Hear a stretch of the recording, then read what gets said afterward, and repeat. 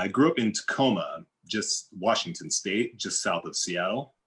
Spent my formative years there and ended up moving to Los Angeles. I went to USC Film School and ended up moving there in 1990 when I was 22, I believe.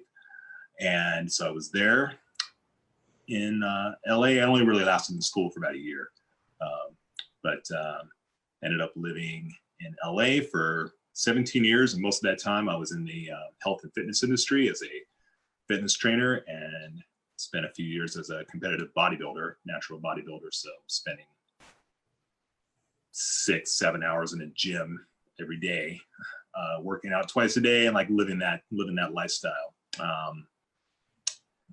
And it's one of those things, you do anything long enough, you tend to burn out on it. So after 17 years and having discovered Burning Man at the tail end of that, Los Angeles is one of those towns that has a expiration date that kind of sneaks up on you. And so you love it on Monday and you wake up on Tuesday like, oh my God, what am I doing?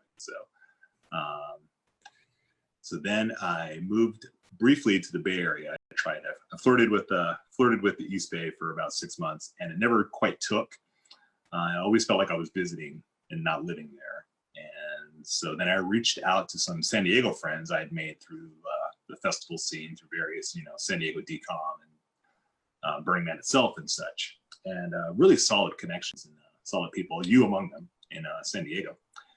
And I reached out to a handful of people and was like, well, I'm thinking about moving to San Diego, but I have no job, I have no place to live. So I would need a little bit of, need to get by with a little help from my friends. If you guys could assist with the landing in San Diego. And everyone I reached out to reached back and said yes, by all means, with work opportunities, a place to live, and so on and so forth. So it was a very welcoming atmosphere in San Diego. And that was almost 13 years ago.